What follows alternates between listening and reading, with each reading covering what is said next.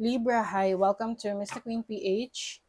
At titinan natin ang energies na parating sa inyong kaperahan ngayong September 2024, money, career, finances. If you are interested in private readings, meron tayong link sa description at sa pinned comment. Paka-check na lang yung information kung paano mag-book for a private reading. Okay, let's see, Libra. What's coming to your money, career, finances, September 2024? B, oy. Ang B, napakasipag niyan, 'di ba? You are, marami kang gagawin, aasikasuhin sa trabaho, sa business, sa career mo, sa finances mo ngayong September. You are also going to be very focused. Focus ka. Yung tipong, parang kabayo na walang distraction, nakafocus ka sa goal mo.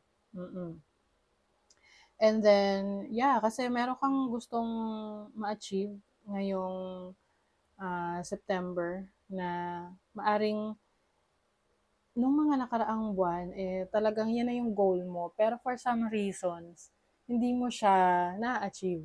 Pwedeng may kulang o kaya may nangyayari para ma-delay. Oo. But ngayong September, talagang focus na focus ka. And I think this is also going to bring you sweet success. Di ba kasi ang mga bees, mga bubuyog ay, napakasipag nilang gumawa ng honey. And yung kanilang produkto, no, which is yung honey, ay napakatamis. At saka marami rin siyang health benefits. So maaring itong inyong tinatrabaho or bibigyan ng attention at focus ngayong September will bring you sweet success. Tamis ng tagumpay. You also have the desert. Alam nyo, labas na labas to sa halos lahat ng reading. So, pwedeng ito yung pinaka-message sa collective rin. Na desert is about adaptability. No? Na kaya mong sumabay sa agos ng buhay. May mga challenges, okay, bring it on, di ba? Na, sige, kaya ko yan. Ganon. Kasi, kung may dumating na challenge sa buhay mo at ang gagawin mo, iiyak lang. Unang-una, mapapagod ka lang sa kakaiyak. Pangalawa, maapektuhan lang yung kalusugan mo kasi nasa-stress ka. Diba? Pangatlo, hindi nasusolve yung problema. Okay? So, ngayong September, maglalakas loob ka. Marami kang lakas ng loob para harapin ano man itong pagsubok na darating sa'yo kasi kayang-kaya mong sumabay sa agos. You have this unshakable well-being. Pinatatag ka na ng panahon. Para tong the way other countries na i-describe ang mga Filipinos sa mga calamities, di ba? Very resilient na kahit na may bagyo, may baha, o ano man ng mga kalamidad, mabilis lang tayong makarecover mentally or physically dahil kaya natin gumawa ng paraan. Okay? So, kumbaga sabi nga if If life throws you lemons, make lemonade. Parang ganon, di ba? Oo, di ba yung lemons ay maasim?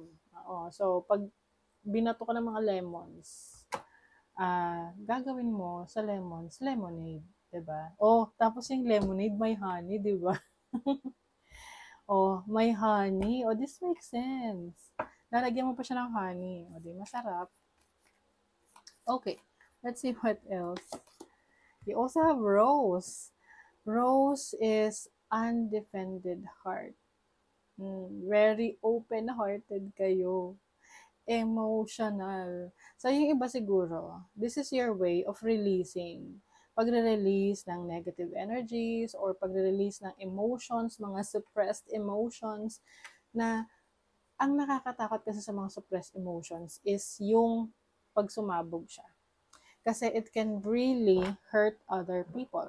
Pwedeng it can hurt other people physically or mentally, emotionally, di ba? Kasi pag tayo ay, let's say, meron tayong sama ng loob sa isang tao, pero hindi natin pinapaalam doon, iniipon lang natin ang iniipon hanggang sa merong isang katiting na issue na magiging dahilan para matrigger ka at sasabog ka na lang. Tapos magugulat yung tao na yun na, teka, na-late lang naman ako ba't ganyan yung reaction mo? Parang halos gusto mo na siyang sakalin. It's because naipon yung mga dati niyang maliliit na kalokohan or pagkakamali sa'yo na pinalagpas mo. Pero kasi, pag sinabing pinalagpas, ibig sabihin, wala na yon. Eh, yung iba, nangyayari, iniipon. Okay? Hanggang sa sumabog. And that can really destroy the other person and even you na makakapagsalita ka ng masama sa kanya and words scars, no? nakaka nakakasugat yung mga salita natin na hindi na rin natin maibabalik kahit mag-sorry tayo kasi nandun na yun, no? Yeah. So, you can also hurt other people physically, 'di ba? Dahil sa urge or overflowing na negative emotions mo. Mm-mm. So, for some of you, you are going to be more open-hearted, open-minded rin. Kumbaga, mas mapagpatawad ka ngayon. At kung ano man yung mga concerns mo with others, mga katrabaho mo, mga kasamahan mo sa negosyo, or even the people around you na sumusuporta sa'yo, you'll be open to them. You have the Page of Pentacles, o merong talent, skills na ikaw ay parang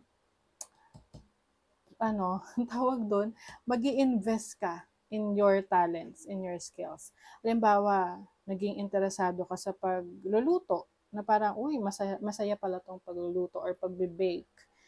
But, syempre, although meron tayong talent dyan, pero pwede pa siyang ma-improve. Na yung iba sa inyo, mag-enroll sa isang cooking class or baking class na malalaman nyo pa yung mga foundation na kailangan nyo in pursuing your talents, diba?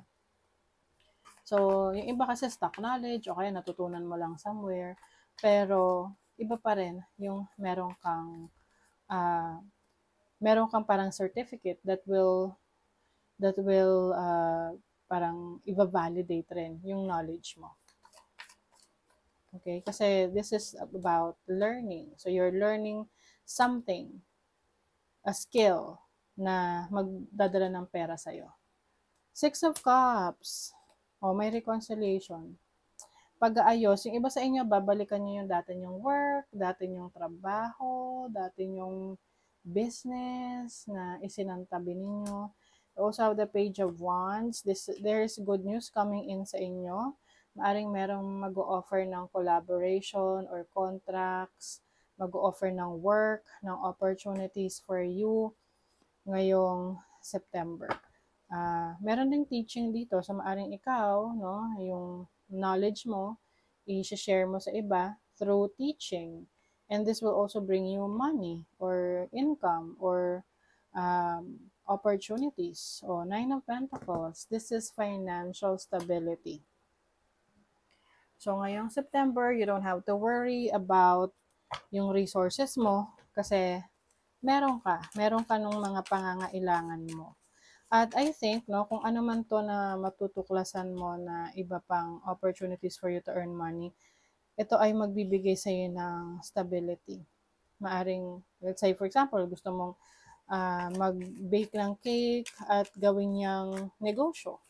And eventually, no, mabilis mo siyang napaunlad at hindi mo akalain yun pala yung magbibigay sa iyo ng stability sa kaperahan mo. 'Di ba? You have yung iba sa inyo, makakatulog kayo ng maayos. Maaring you will also focus on yung pagpapahinga.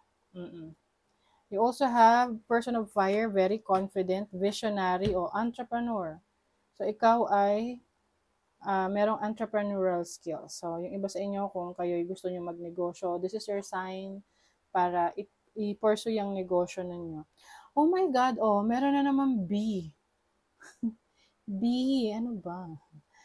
So, beehive, you're going to be more persistent. Meron kang stamina, lakas ng isang bee para i-pursue. Very devoted ka and hardworking. Na meron tong resulta na maibibigay sa'yo na magugustuhan mo because this is about success and prosperity. You are learning, o diba? You are learning talaga all aspects of spiritual connection and reaching new heights. So, you are reaching new heights, ibig sabihin yan, may mga achievements ka na matutupad, no, na kung saan mas tumataas yung estado mo sa buhay, sa career mo, sa business mo. Use your keen perception and skill and making decisions, do not delay. Yes. So, along the way, meron kang mga decision making na gagawin that will help you navigate your career, your business, na kailangan dito mabilisan rin na pagdedesisyon eh. Kasi para mabilisan din yung magiging resulta nun. Use your discernment and fortitude to achieve your goals and find a new rhythm. Yes. Discernment. O, ayan. Yan yung makakatulong sa inyo para mabilis kayong makapag-desisyon. Yung meron kayong own judgment about, oh, ito makakabuti to sa akin or ito hindi pa to makakabuti sa akin. Yung mga ganun. Okay? So, that is your reading, Libra. Thank you so much. Bye.